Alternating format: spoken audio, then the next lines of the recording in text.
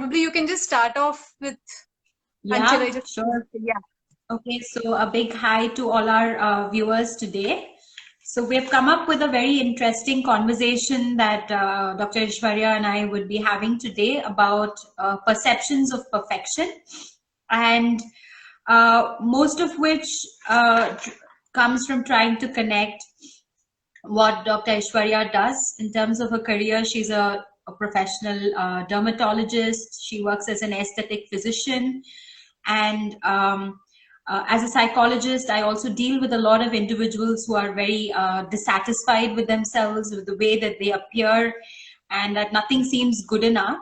So I just want to, over to you, Aishwarya, if you can just talk a little about what was it that came to your mind to initiate this conversation as well.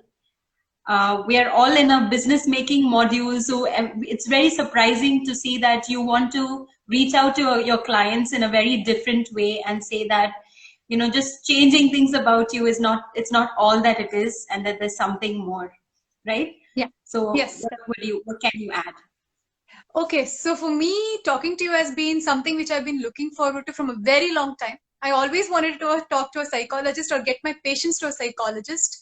And I have most of my patients coming for treatment either for the sake of the skin or their scars, or it could be their hair or their appearances. It could be weight issues, it could be color issues. And trust me, more than giving them a prescription, most of my time goes in counseling. And I'm not a counselor.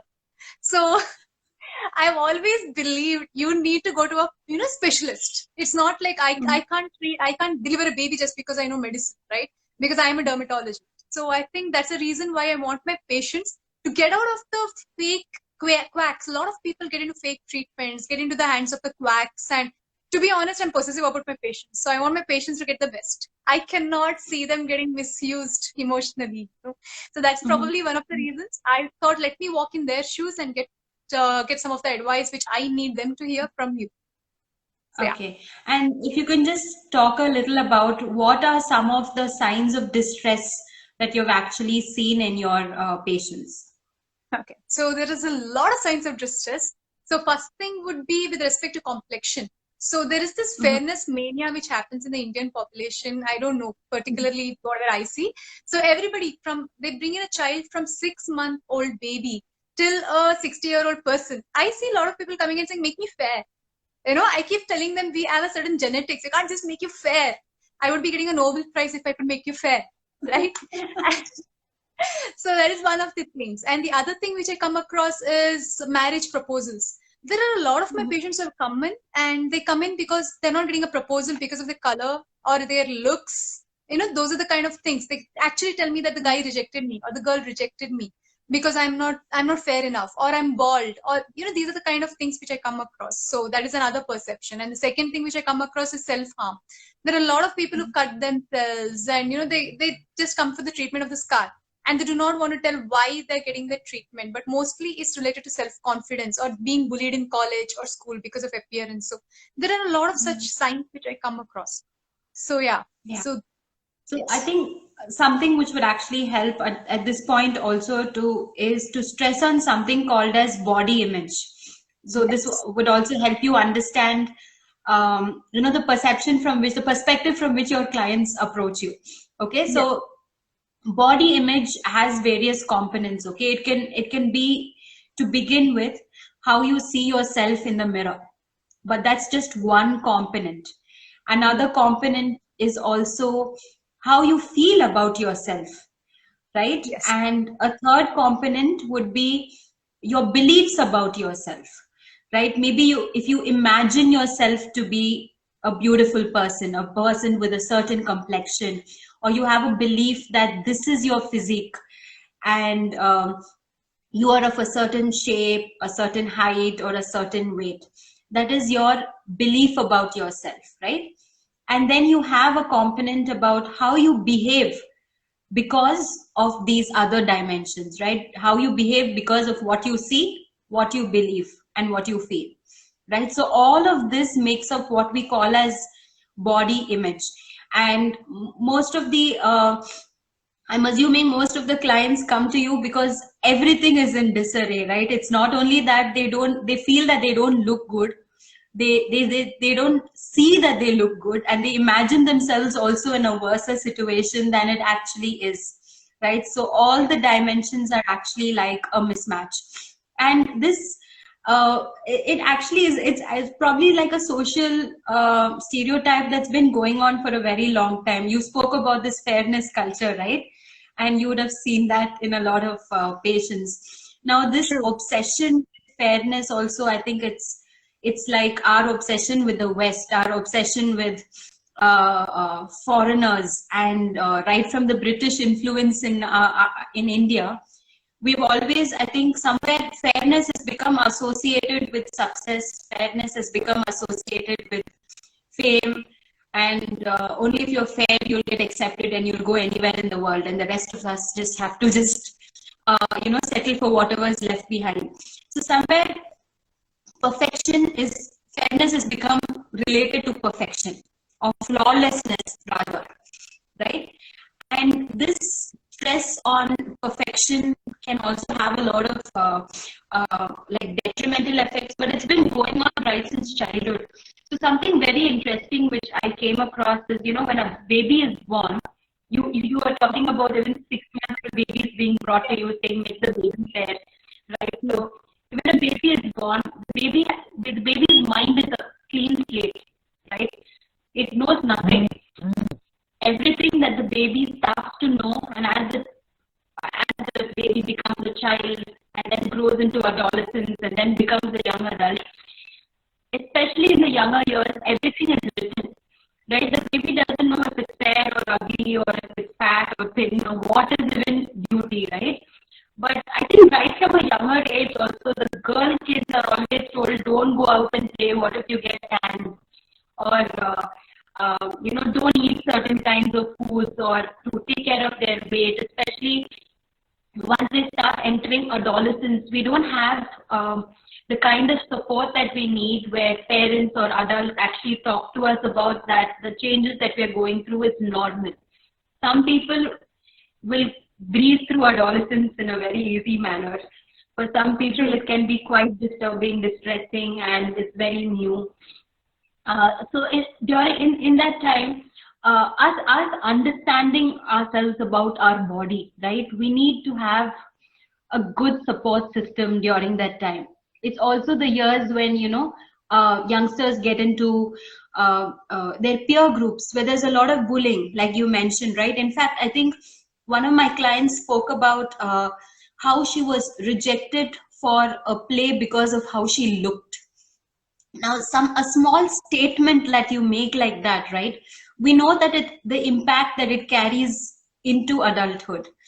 And just to think that my performance in a play, me being good or not, that doesn't matter. I should have looked good, then only I would have got the role in the play, otherwise why not?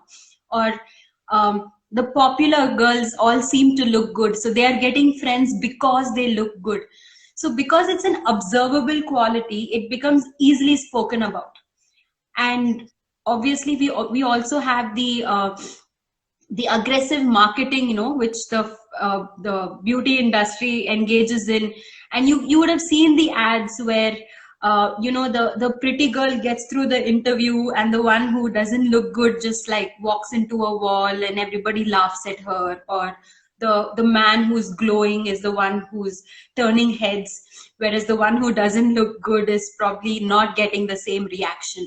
So yes, they are branding their product, but they're also propagating these stereotypes that you have to be perfect in order to be successful. And this perfection, there is no end for it, right? You will keep working on it. One person would say that, hey, maybe this could have looked better, and you would start thinking, I'm not there yet. And I think we all use social media filters also, no? And all the social media filters tend to make us look better or to glow, right? Things which don't really exist in actual life. I'm pretty sure no social media filter would make your hair look frizzy or to give you a pimple or something like that. It always makes you look better. So it's just inbuilt into the system that you have to strive for something that is better than what you actually are. So what happens is the self, the part of you that you're striving for is very different from who you actually are. And the more the distance, the more the dissatisfaction, no, the more the comparison standards, the more the dissatisfaction. So no matter what you as a doctor tell or parents tell, these things should have been told at a younger age, the right time, when you grow up with the right kind of feedback from people saying your looks is not what only defines you, but you are more than that. So that body image, a huge impact is society. And I think wedding ads is something else that comes to mind. What have you seen, Aishwarya, when you think of wedding ads? How do they advertise? Sorry, ad for a groom or a The bride. price. Yeah. No, it's all about the fair, tall, skinny. To be honest, even I don't fit into the ads. So you Yeah. could see the emphasis on physical I attributes so swear, much, right? I actually feel insecure when I read the ads. It's like, I want a tall, fair, skinny girl and homely. And I swear, I feel I could never fit into that guy's image of a girl. I wonder why. Yeah. So this again, it comes with, like I mentioned, right? It's not only about what you see in the mirror, but it's also about what you think you look like, and what your belief about yourself. If you say that, I'm confident in how I look, no matter how I look, that doesn't matter. I will still carry myself off. I think some one of the questions, interesting questions that came up from your page was about um, like what is it that we could do to improve, for example, our body image. Even if we don't look good, is it Yes, possible to feel good? Yes, yes. definitely. Right. So it's about how you feel about yourself. I know a lot of individuals who are very comfortable with how they look. They probably just go around anywhere, even to public places, wearing the very the home clothes. They probably would not take much effort into grooming themselves. They're very comfortable in who they are, and that comes with that positive body image and self satisfaction. So maybe you could talk a little, Aishwarya, about some of the difficult cases or the difficult patients experiences that you have had, and why, to the extent to which the dissatisfaction has gone. Okay, so basically, I have a lot of people getting into self-harm in the sense that they do a lot of treatments which are over the counter. So they just pick up a fairness cream, and most of the fairness creams have steroid content in them. And most Mm-hmm. of my patients are educated, as you know, either they're from a very educated background or a well-groomed background. It's not like they're all coming from an uneducated class. Yet I see them using a lot of fairness creams and in the name of steroid creams. And not only do they use it, they give it to the khandan, the grandparents, the cousins. Everybody seems to be using it. It's like a wholesale use of fairness creams. And then they come with a lot of all the pimples, facial hair growth. And then they come and ask me what's happening to me. They know what's happening to you. But then when I tell them, it's not like about the fairness, then try to get them out of the using of a steroid cream is really tough for me. And we have Mm-hmm. an entire movement against steroid creams because of this by our Mm-hmm. dermatologic society because of the wrong propagation of steroid and in creams in the name of fairness. And second thing which I come across is men who have a loss of hair. I mean hair loss, baldness, right? And they are I have two categories. One which does not want to take any treatment and they want magic to happen because they see it in use of some shampoo is created a head full of hair. So I need to make them understand, no, you need medications for your problem. They're like, no, but the shampoo causes a head full of hair, so why can't I? I have a second category of patients who do not require treatment, but they want to take all the treatments possible. They want to pop in every pill possible because they feel they just want hair to get married. And they're like, I just Mm-hmm. want my hair until I get married. Then I don't care about it. That is Yeah. another thing. And there's a second category of young girls who come in, particularly the college students, who actually wear a lot of cosmetics. They're layered up with foundation and concealers and all this cosmetics, 3 layers of cosmetics, just so that they can hide all the pimples and the scars. And Mm. even despite me treating them and telling them, no, your pimples are gone, they are not confident enough. They still come back with their parents, and when parents are always complaining to me saying they're still wearing makeup, they're not able to go out without makeup. They don't have the confidence. So they're it's like embedded in their mind that I'm not looking good. My friends are going to tease me. I don't have clear skin. Just yesterday, I had a patient who I was counseling because she wanted Snapchat filter like skin. Oh, okay. She's like, Okay. I want some vitamins, but give me Snapchat filter like skin. And I had to tell her only a filter can give that kind of skin, no medicine can. And there's another like really important thing which they do is injections. So everybody wants to be a celebrity. Everybody wants to be a star. So that this question coming up saying, this actress did that, so can I also take the same injection? And Okay. I wouldn't give it because we believe in ethical practice as a dermatologist. So I wouldn't give it even if you ask me. But then there's a quack who would be ready to give because they want to make money, like how you said, it's all about business, right? So they'll be like, yeah, I'll inject you. But what about the side effects? There can be heart failures, there can be liver failures, there can be kidney failures. They use umpteen number of wrong products in the name of Ayurveda or, the kind of things. So yeah, and yeah, this is another thing which somebody told about. And I get a lot of wives complaining that the husbands are treating them really bad or not taking them out in the public because they feel they're not good enough. They literally come into my room and break down saying, doctor, do anything. I'll spend anything you want, but then just make me good enough. Although they'll be good looking. So what defines this? What actually defines when you actually go back and ask them what is good enough? The standards will always be changing, right? Yes. It's like the grass is greener on the other side kind of a phenomenon, right?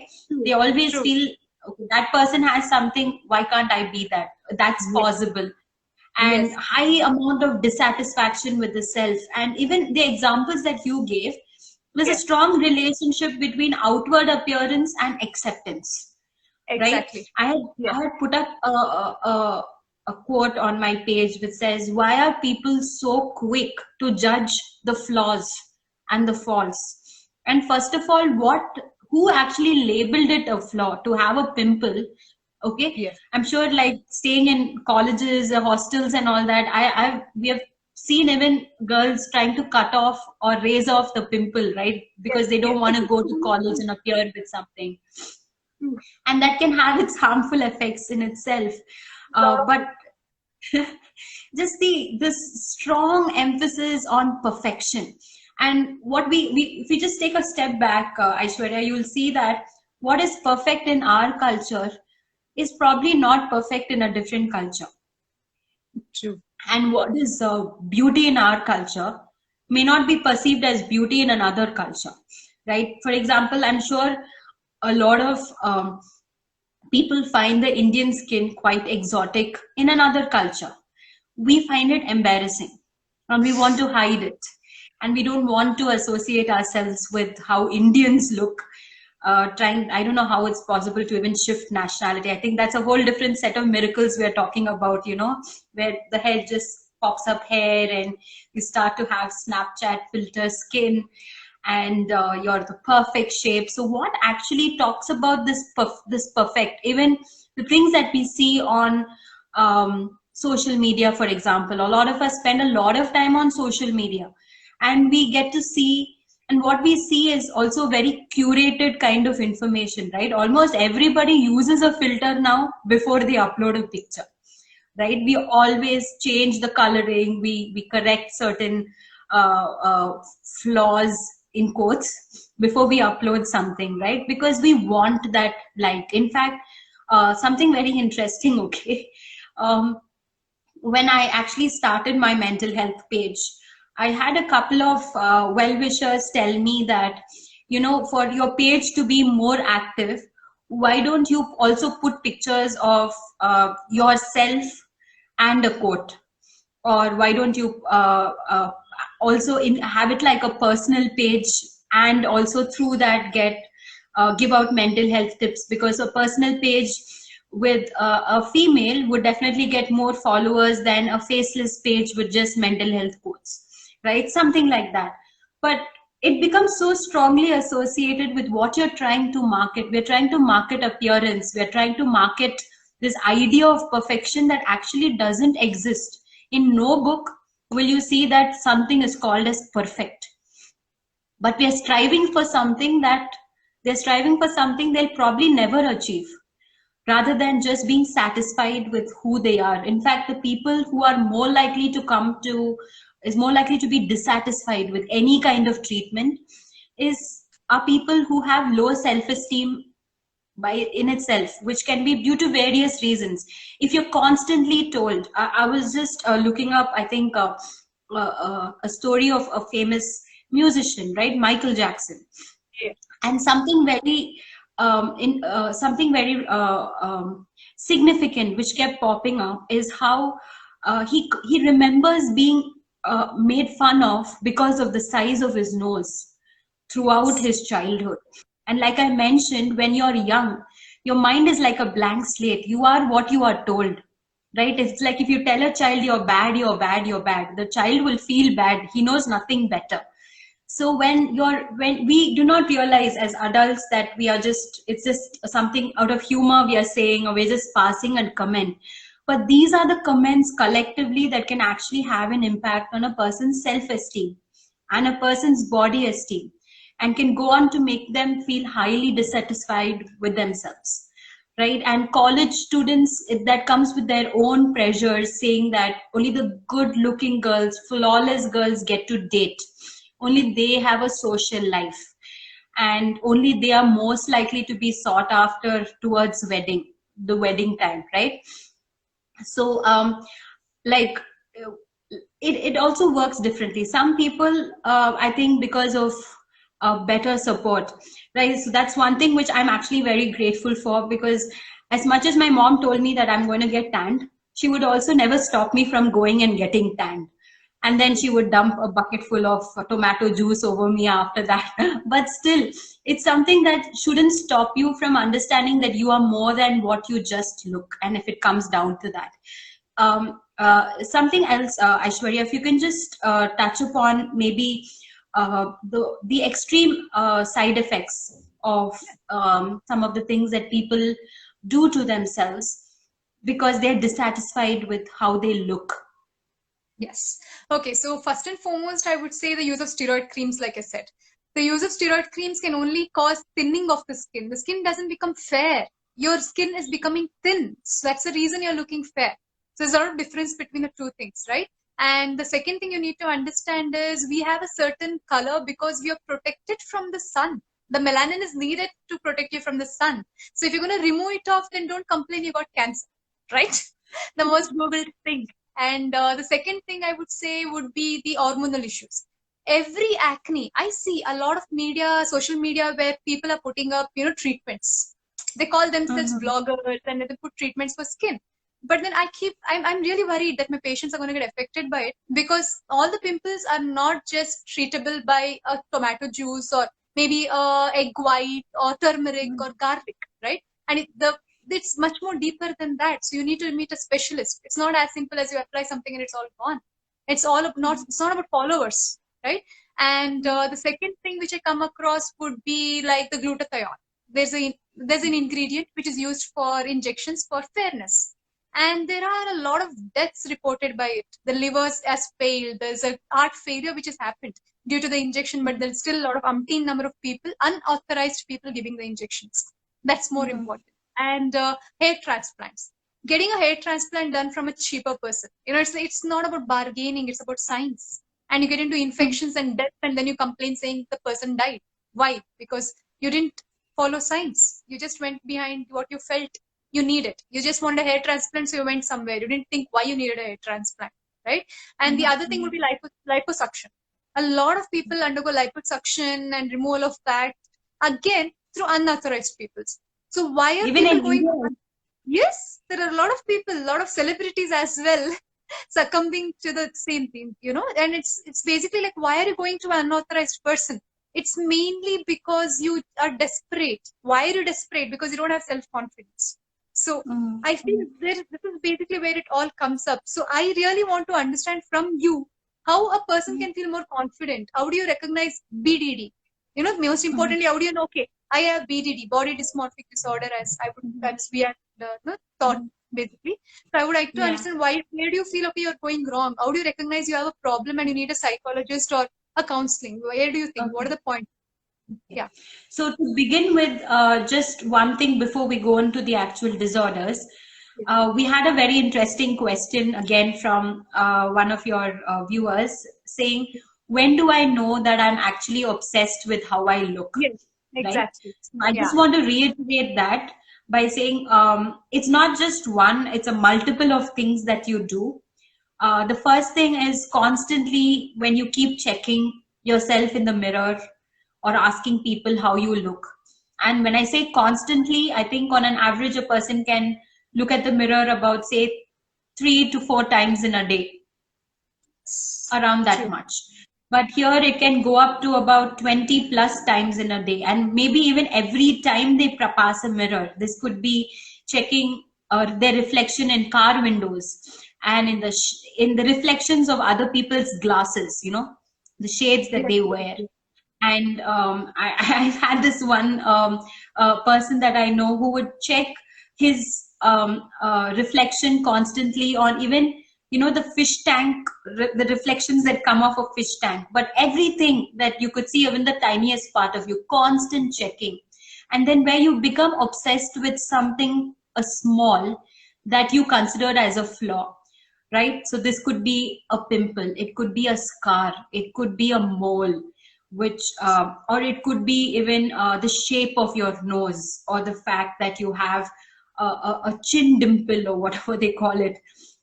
But you become obsessed with this, and you constantly keep checking, like as if you wake up the next day that it's going to look different, and you start trying multiple number of things to work on correcting that particular flaw. And no matter what is recommended, you just feel like it's never enough, right?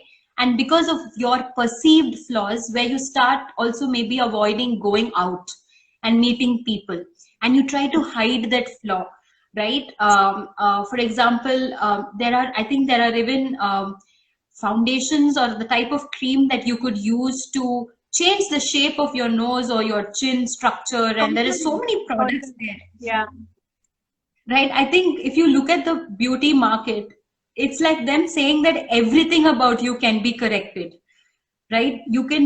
I can look at you and say, okay, this is Aishwarya one day, and then next day you could look 100% different, and I wouldn't know. They advertise everything, right? You could change the shape of your eyebrows, the color of your eye, the color of your eye lens, anything, right? So when you constantly keep trying to improve things and you're never satisfied, there's social avoidance. And even if friends would tell you that, you don't look this way, you're actually fair, you're actually fine, but you have that insecurity, that no, I do look this way only. I know it doesn't look good. So no matter how many people tell you, you're just never satisfied. So that's when you know that there is a regular amount of obsession. Now, body dysmorphic disorder goes like a step further, right? As the term itself is, it's already a disorder. It's something which is long-term coming, and it could lead to even more harmful corrections to the self, right? Like you mentioned, surgeries, it could be injections, it could be the use of steroids, and you would know it's a difficulty when even after a procedure is done or after a correction is done, you would always keep coming back for more. BDD is never corrected just with one surgery or one correction. Because like I mentioned, when you look at yourself in the mirror, it's not just about who you see, but it's about what you feel about yourself, right? So you could see a beautiful person, somebody else would see a beautiful person.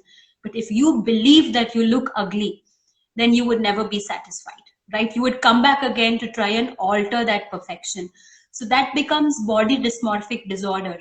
And then one of the dangers I also see with low body esteem, Aishwarya, is eating disorders. A lot of individuals actually starve themselves thinking that they can control how they look they can control their appearance. And I'm sure food has a huge role to play in the health of the skin, right? True. Very true. I have a lot of Yeah. patience where you're right. Yeah. So I'm pretty sure they come to you with having tried something already, and then they engage in doctor hopping, which is they would check with you. If you don't tell them what they want to hear, they would go to somebody else who probably tell them what they want to hear. But no matter how much medicine, how much external treatment, if the dissatisfaction is from within, right? It's not just about how you look, but it's also about how you feel about how you look. If that is not there, then no matter the correction, they would always keep coming back. So they try and starve themselves, or they eat food and then they throw it up again. That leads to eating disorders, anxiety, right? Yes. What, because here again, like I mentioned, perfection equals acceptance. So if I'm not perfect, I'm going to be rejected, or I'm not good enough. That's the cultural association completely, right? And I think we OCD, for example, right? Obsession about one particular aspect. You continuously think. Let's say that I'm dissatisfied with how my cheekbones are. My whole life, I would spend 4 to 5, 6 hours a day only worried about my cheekbones. My conversations are about that. I would ask people about that. That's something I would try and work extra, like when I'm putting makeup or before I go out, I give more importance to that. And your social filters and all that is only for correcting all of that. I wouldn't show the angle where my cheekbones are seen, something like that, where you know there's high obsession with one aspect of yourself. So mostly with body image, when whatever I've described, that leads to body dysmorphic disorder. Okay. Have you come across anything along these lines in your practice? Yes, I get a lot of patients who are on crash diet and they end up with hair loss, and then they come to me for treatment for hair loss. And I need to make them understand diet is not the way. You need to have a healthy lifestyle, right? So again, they're deficient on vitamins, and then basically they're like they have a lot of people who I come across. Another thing is called trichotillomania, where they Mm-hmm. have a habit of pulling out their hair whenever they're anxious. So I come Mm-hmm. across a lot of young girls who come with this problem because they are under a lot of stress either from the parents to lose weight or to look good, or the peer pressure where they're fat. That's what they Yeah. basically get into. They have this habit of pulling their hair, their eyelashes, and injuring Mhm. themselves even more. So I do come across this a lot. And I wanted to ask you about this as well. So do you think we need to treat such a patient or counsel such a patient? I think that they would require both, right? So just anybody who walks into your door, for example, if we tell them, no, you need psychological treatment, right? That's not what they come looking for. But in the process, like professionals like you are definitely sensitizing yourself that this is a lot more than just it's not more than just a business and a treatment and just my relationship with the client. It's not just a service of what I can provide, but if the client needs something more and there are signs, I should be able to pick up the sign as a professional and tell that person that you can also see this person to try and help you, right? Just to introduce some kind of sensitization. We actually had one question which was, is it wrong then to apply lipstick or to put an eyeliner? Is that also obsession because I can't leave the house without my eyeliner on, or things like that? Again, I would like to stress that body image is not only about how you see yourself in the mirror, it's about how you feel about how you look, right? So if the lipstick makes you feel good, then do it. But if you're doing it because you think only then that's perfection, only then that's beauty, only then it's acceptable, then that's the wrong way to process what is acceptable and not, right? So are you doing it for yourself to make you feel good, look good, right? I think, like, I would usually ask my mom, why do you dress up so well even if you're at home? Because I'm just walking about in my pajamas at home. right? But she's like, it makes me feel good. I like dressing up. So that's okay. I wouldn't do it. It makes her feel good. So that's a good, body image, good positive body image, right?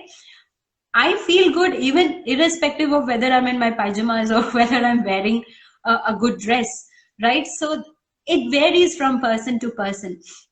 And this is something that you need to feel from within, is what I would say.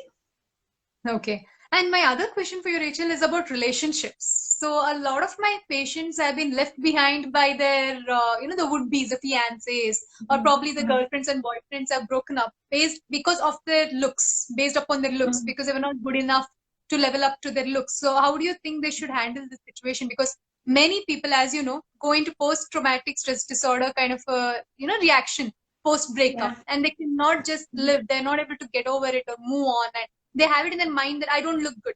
To be honest, I've gone through that phase as well, where, I was left for my looks. So I felt like, okay, I don't look good. So you have this in your mind, which is imprinted. No matter how much somebody says you're beautiful, it doesn't get into your mind, right? So how do you handle with that kind of an issue? So the hurt, I think, comes more because a person who's important to you left you. So then we always put up that person on a pedestal and we make them, or we think that this is a person who's important, so what they say must be true. At the same time, if you already have, let's say, a low self-esteem, or you might have while growing up felt certain things about certain physical features, okay, and let's say the relationship doesn't work out, we'll immediately think about all possible reasons that we could have been left for.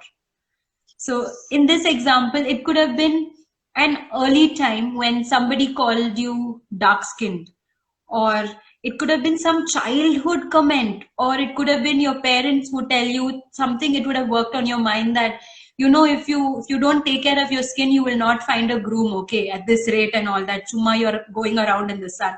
It could have been a passing by comment like that. But then here, when the guy actually leaves, then the person starts to think, hey, this is the first time I was my friends didn't put me into the group for some reason. I don't know why, but they left me behind. And then I was not selected for something because the teacher told me that I didn't look good. And then a couple of years down the line, my boyfriend said that things didn't work out. He left me for some reason. And then my mom also keeps telling me I will never find anyone unless I look a certain way. So we connect four independent events and we put equals to I don't look good, therefore I was left. But if you actually look at it, any relationship, it has to be based on everything else, I think, except physical appearance, because looks will fade. How long can you keep what you have right now, right? Looks will fade. I think that's good that we are all taking pictures on. This is not going to be there even in another couple of days, right? We are all changing, we are evolving, right? We are all growing older. We have to accept it. But what is within you, I think that's inner beauty, right? Your personality, your characteristics. If you're compatible with someone and your value to the relationship has to be more than your looks. Is your boyfriend like with you because you make the pictures look good, or is he with you because he makes you feel a certain way, and you, when you're with him, you make him feel good, or you have a certain value that you bring to the relationship? So if the relationship doesn't work, I would say that physical appearance is just a reason. It's probably just an excuse, but this goes a lot more deeper than just an outward appearance. So that's something that they need to work on. I think a lot of people take it in a positive way, and when they have a breakup and they think it's because of their appearance, they put a little more effort into how they look. A moderate amount is okay, but then if you go on to, like you mentioned, your crash diets and your hundreds of things which is available online, and you go into this whole makeover phase and things like that, if it makes you feel good from within, and if you're doing it for you, then it's okay. But if you're doing it to make him feel bad or to be accepted in the next relationship, then that's not okay. And that's not good body esteem as well. Yes. Okay, so what would you say about with respect to weight issues and complexion? Would it have a role to play with friendships? How do you, in case you have an insecurity, how do you get over it with, making friends? How do you get over it? How do you cope with the insecurities? Yeah. So, yeah. So that's something, Aishwarya, that a person needs to understand that they are more than just how they look. They're a lot more, right? You need to look at other things in your life that define who you are. Are you just you because of how you look, or are you because of how well you work, or because of the role that you have as a friend in someone's life, or because of your career, or because of your education, or because of your talents, or because of how well you cook? What makes you you, right? If we cut that all down to just appearance, then it's going to be very difficult as we grow older, right? But say with respect to weight issues, if it's unhealthy and it's overweight, then there's something that you could do to get healthy. Healthy doesn't again mean that you have to be only of a certain weight. We talk about body mass index. There's so many things which tells us for a certain height you have to be of a certain weight, etc. I would say you live a healthy lifestyle. You eat healthy, you feel good, you exercise, you can dress to make you feel good. But if that doesn't matter to you, that's okay. But if you're having issues related to being overweight, then exercise, live a healthy, have a healthy lifestyle, and don't relate that to friendship. So if you're overweight and you're not wanted in friendship, again, that's again that friendship, how long is it going to last when it's something external, right? That's going to go. It's equivalent, I think, like when relationships involve money, for example, right? If a relationship is based only on money because one person is only funding another person, if that is what you value this relationship for, and not based on anything else, then when the money is no longer there, what are both of you? I feel that no type of relationship, a friendship or a romantic relationship or a parent child relationship, should be conditional. It can't be conditional. If a person makes you feel good, great. If you have great compatibility as friends, go for it. If you have similar interests, go for it. These are the inner things that will last long, right? Than something smaller. I think most of these dating apps, for example, Aishwarya, they emphasize a lot on those perfect pictures that you pick up to put up on the dating app. It can even be a matrimonial site. Oh, yeah. The Yeah. emphasis was more. In fact, if you look at it, I think there are notifications which tells us that profiles with pictures will get better hits than profiles without pictures. Even something as simple as that is telling you that looks is what people is going to attract you to a person, which is true. There's nothing wrong in getting attracted towards a person who looks physically good, but any relationship has to last. No, the word ship itself, I think it's there for the fact that there's a journey. It's a long time thing, and that cannot just last based on external things which are very phasic and which will not last long. True. Yeah, that's really true. Actually speaking, maybe that's the reason I'm not on a matrimonial site. Yeah. So Yeah. I think going forward, Yeah. something that we need to emphasize to everyone is ideas of perfection is definitely, it's something which is, it varies from culture to culture, and something like body image, right? I really emphasize all of you there, to all of our viewers, don't propagate a stereotype which is just there. In fact, we always say, oh no, society wants a girl who's like this, society wants a boy who's like this. But who is society? Yaar? Society is you Fact. and me. It's Yeah, all about it's you and me. We yeah. constitute we I mean, I have a constitute lot of society. time. Unfortunately, it's not just girls. I got a lot of guys crying to me saying, I don't have a six pack. That guy has a six pack. Give me a six pack. So everything, so all of these ideas of perfection which is there, it's not propagated by this external factor called society. It's you and me. It's you and me, it's your neighbor next door, it's your parents, it's your children, it's your friends. We are the ones who make up society, right? So it's important that even we don't judge people on the basis of appearance, and we don't equate perfection to acceptance. Instead, equate acceptance to things that you discover on an individual basis from person to person, right? I think we have a life beyond social media filters. We have a life beyond beauty products. We have a life beyond mirrors, right? That is, I think it's like an illusion. But you need to live in the reality of what is actually what is happening. So don't criticize other people for physical appearances, especially in the younger years. Be very sensitive to children, youngsters, adolescents when they're growing up, because one simple comment can actually go a long way in destroying the healthy body esteem that a person can grow up with. And if you meet a person who is dissatisfied highly, repeatedly, you can also ask them to visit a mental health professional. And that does not mean you need medication for the mind. It just means that a person will help you see that you're beautiful as you are, and that is enough and nothing more.